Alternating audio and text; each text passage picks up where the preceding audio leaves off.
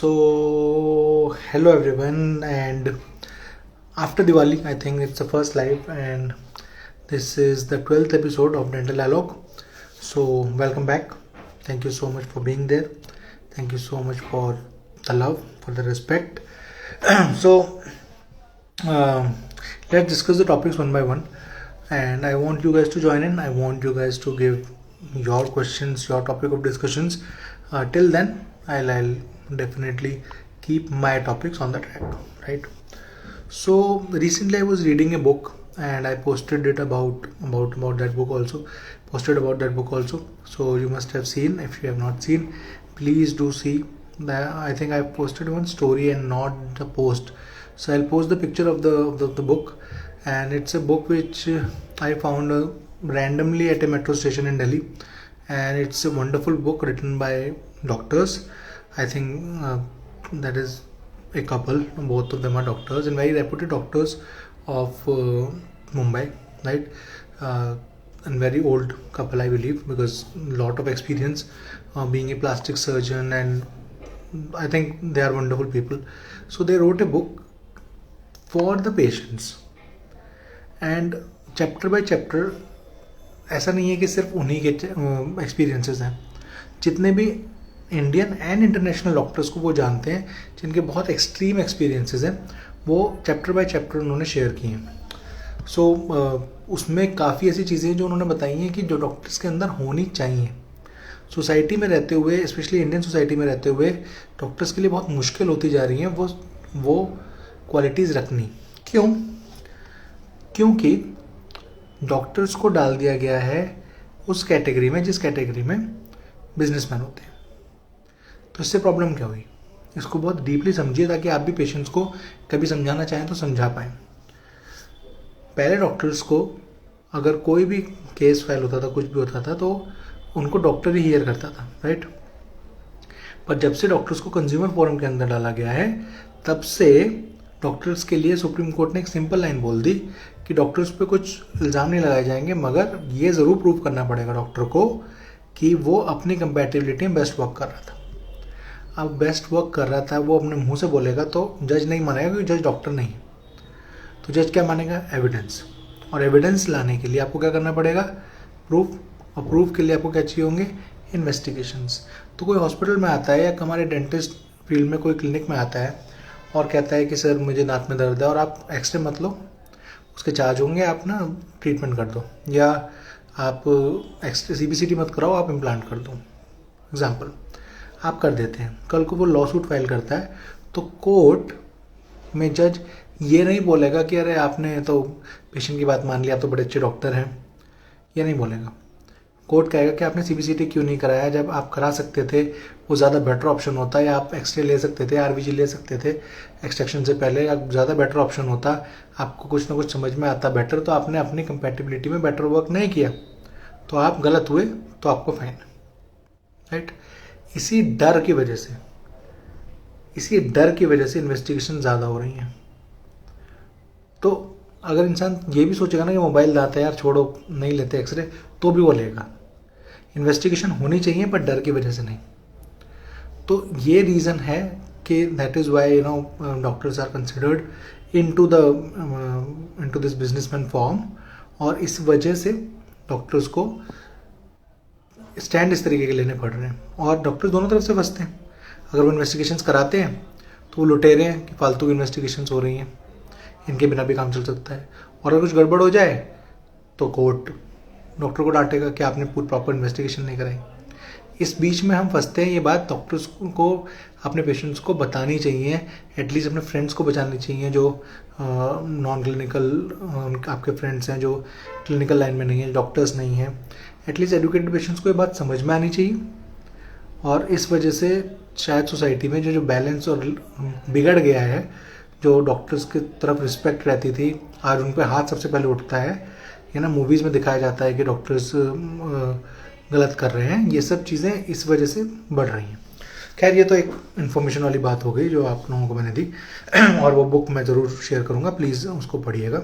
उसमें बहुत इन्फॉर्मेशन इस तरीके की हैं. उसमें से ही कुछ 3 चीज़ें मैंने ऐसी सीखी जो मुझे लगता है कि डॉक्टर्स के लिए उन्होंने बताई हैं, कि 3 ऐसी क्वालिटीज़ जो डॉक्टर्स में होनी ही चाहिए।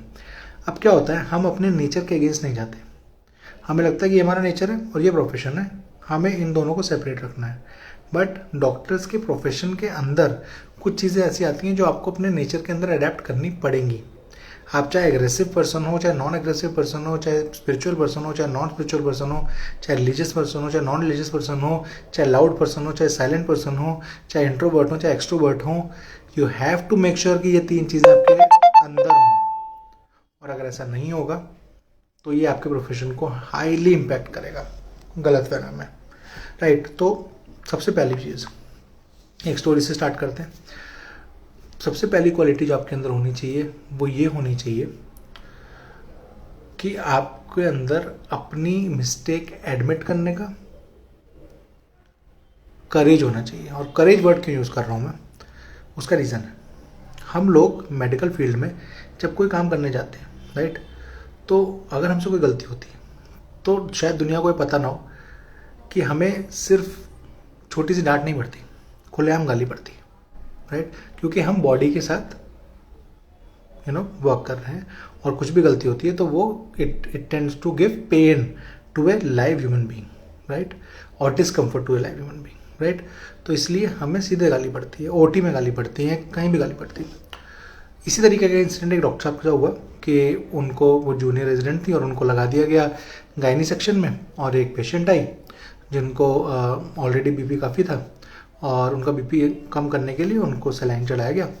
और पर शायद उन डॉक्टर साहब को किसी ऐसी टर्म या ऐसी चीज़ की नॉलेज नहीं थी जो बहुत इंपॉर्टेंट चीज़ है, और सलाइन उन्होंने ज़्यादा चढ़ा दिया जस्ट बिकॉज उनको लगा शायद उससे बीपी और कम हो जाएगा, बट उससे पूरी बॉडी स्वेलअप हो गई। उनको सुबह सांस लेने में दिक्कत हुई पेशेंट को, सुबह जूनियर से सीनियर रेजिडेंट आए और उन्होंने अच्छे से कंट्रोल की सिचुएशन और बहुत डांटा उस रेजिडेंट को, और काफ़ी 3-4 महीने के लिए उनको मना कर दिया कि आप आएंगे नहीं। ये ज़रूर हुआ और मुंबई के एक बहुत रेपुटेड गवर्नमेंट हॉस्पिटल में हुआ, राइट। मगर ये होने के बाद एंड में क्या हुआ, एंड में ये हुआ कि उनको वापस नहीं बुलाया गया ये सिखाने के लिए कि उन्होंने गलत क्या किया, और हॉस्पिटल ने वापस वो मिस्टेक भी सही नहीं करी। ऐसा नहीं किया कि वहाँ पे सब जूनियर रेजिडेंट को वो सिखा दिया गया होगा कि ये चीज़ नहीं, इस तरीके से नहीं करनी होती, या जूनियर रेजिडेंट को ना रखा गया हो, है ना, कि सीनियर रेजिडेंट रखा हो साथ में उनके, या कोई अलग से कोई ऐसे प्रोटोकॉल बनाया गया हो कि आगे से ऐसी वॉश कंडीशन ना हो जाए, इसके लिए हम ये प्रोटोकॉल बना के रख रहे हैं। नहीं, सिर्फ उनको डांटा गया, उनको निकाल दिया गया, पनिशमेंट दे दी गई। और काफ़ी लोगों ने, काफ़ी टीचर्स ने, काफ़ी रेजिडेंट्स ने, काफ़ी फ्रेंड्स ने उनसे बात करना बंद कर दिया या कम कर दिया। अब ऐसा जब किसी के साथ होगा तो आप बच्चे की तरह मान के चलिए, किसी बच्चे को अगर आप बहुत डांट देंगे किसी चीज़ के लिए, और जब उसको उसके बाद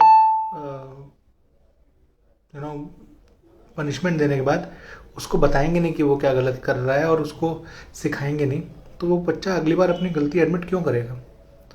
तो उन डॉक्टर साहब को भी ये बहुत दिक्कत हुई कि मैं आगे से जब गलत की करूं तो मैं किसी से अभी भी जाके ये नहीं पूछ सकती कि वहाँ मैंने उस दिन क्या गलत किया था और क्या आप मुझे सिखा सकते हैं। मैंने अपने बेसिस पे सीखा। तो पॉइंट हियर इज कि एक डॉक्टर के लिए बहुत ज़रूरी है कि वो अपनी ईगो साइड रखे, राइट, अपनी मिस्टेक को एडमिट करे और सीखे, राइट। अगर सोसाइटी नहीं सिखाना चाह रही, सीनियर्स नहीं सिखाना चाह रहे तो खुद सीखे। मगर अगर आप एडमेंट हो जाएंगे नहीं कि अब मैं गलती नहीं मानूंगा या मानूंगी, अपनी सोसाइटी तो मुझे डिसरिस्पेक्टफुल तरीके से देखती है और मुझे तंग करती है, तो आप कुछ भी नहीं सीख पाएंगे।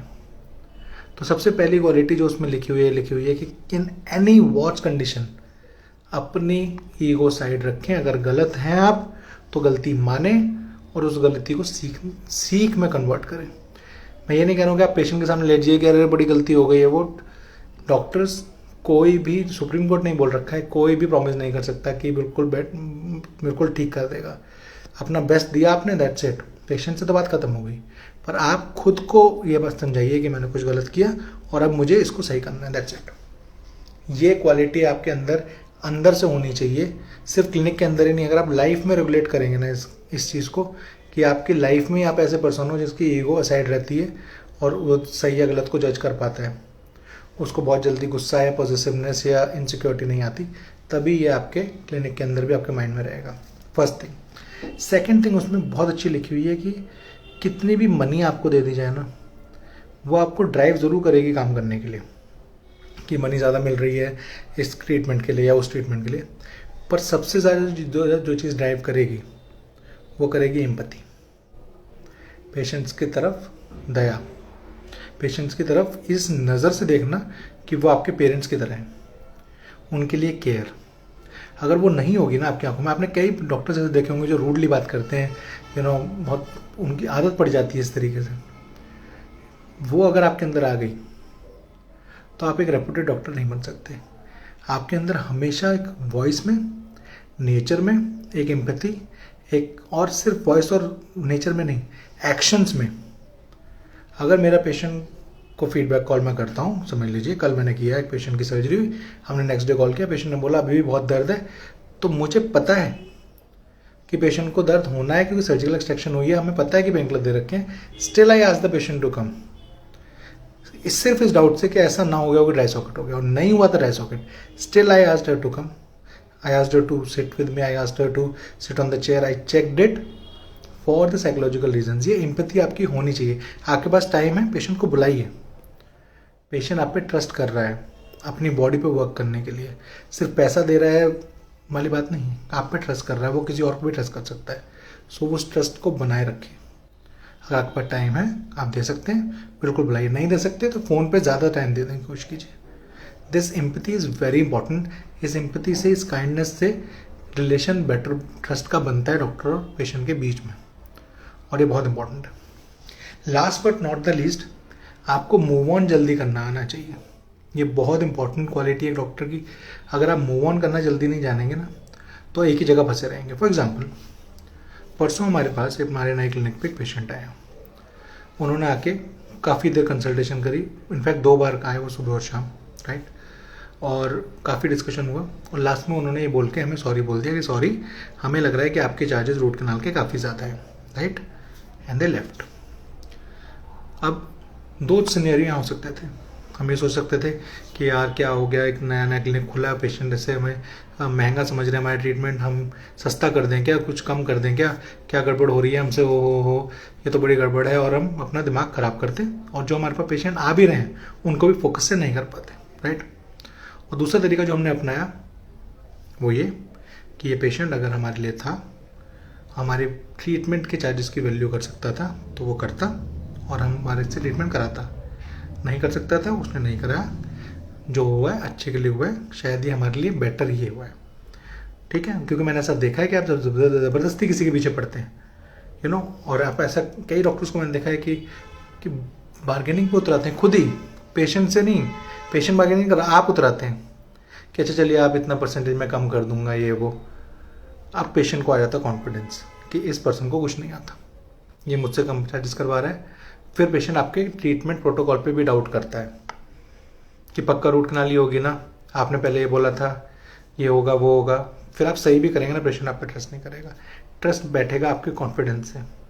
हमने उन पेशेंट को कुछ नहीं बोला, वो पेशेंट अगले दिन हमारे पास आया, और मैंने पेशेंट से 2 बार पूछा कि सर कल मैम बैठी थी, आज मैं बैठा हूँ यहाँ, आपको बता दिया गया था कि रूट कैनाल के चार्जेस क्या हैं? हाँ जी। आपको बता दिया गया था कि प्रोग्नोसिस पुअर है, हो सकता है कि हम एक्सट्रैक्शन पे भी जाएं, after removal of the bridge हमें दिखेगा क्या सिनेरियो है। हाँ जी। आपको बता दिया गया था कि ट्रीटमेंट में टाइम लगेगा, ऐसे नहीं कि आपको बस 2 दिन में कहीं जाना है तो हम 2 दिन में ट्रीटमेंट करें, हमें बॉडी की हीलिंग देखनी पड़ेगी। हाँ जी, I am ready for every term of yours,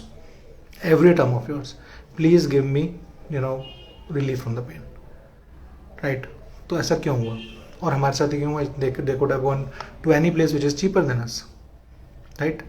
तो ये हुआ इसलिए क्योंकि वो कॉन्फिडेंस था, अपनी बात का कॉन्फिडेंस था, अपने स्किल का कॉन्फिडेंस था, अपने चार्ज पे अपनी वैल्यू का कॉन्फिडेंस था।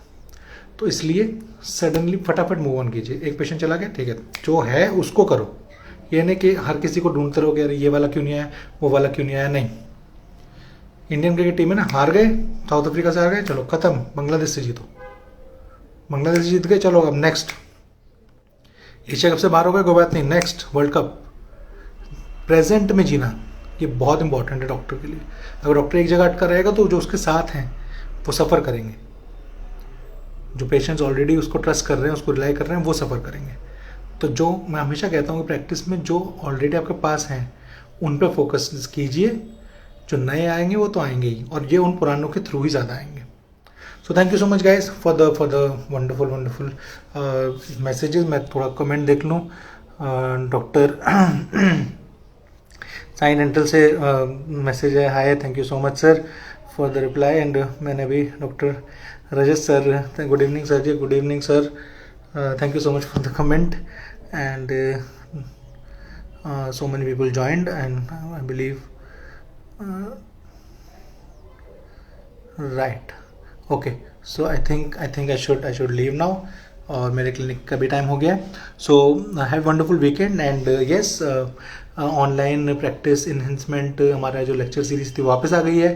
तो 11th बैच हम लेंगे शायद next to next Sunday 13th को, और 3 घंटे फुल जैम पैक्ड हम ऑल ओवर इंडिया के डॉक्टर से बात करते हैं ऑनलाइन, और 3 घंटे इंटरेक्टिव सेशन, और जितनी प्रॉब्लम्स प्रैक्टिस की जो चल रही हैं, जो चलने वाली हैं, जो खुलने वाली हैं, जो बंद होने वाली हैं, कैसे किसको क्या कर सकते हैं, क्या नहीं कर सकते हैं, सब कुछ डिस्कस करते हैं हम। तो you are all welcome to join in, और आपको डिटेल्स मिल जाएंगी, और करते रहेंगे, और भी काम करते रहेंगे, और भी कोर्सेज कराते रहेंगे।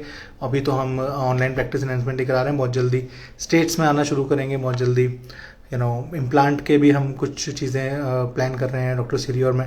तो आपको सब कुछ खबर मिलती रहेगी। अभी तो फिलहाल यही है, और क्लिनिक पे भी वी हैव ए वैकेंसी कि हम एक क्लिनिकल कोर्स के लिए वेट कर रहे हैं। हमारे पास जो पर्सन ऑलरेडी हैं, डॉक्टर पेरिडोंटिस्ट हैं, वो भी जॉइंड हैं, बट अभी हमें लगता है कि हमारे पास स्पेस है, जगह है, पेशेंट्स हैं देने के लिए, तो हम क्लिनिकल कोर्स के लिए भी एक पर्सन को हायर करने के लिए सोच रहे हैं, जो हमारे साथ काम कर सके, काम सीख सके। उसका ऐड भी आपको इंस्टाग्राम पे मिल जाएगा। सो ये ऐड बोलने की कोई जगह नहीं है, but just informing you. So thank you so much guys, have wonderful weekend and have wonderful practice. कोई भी प्रॉब्लम हो रिलेटेड टू डेंटिस्ट्री और life, please do WhatsApp. Thank you.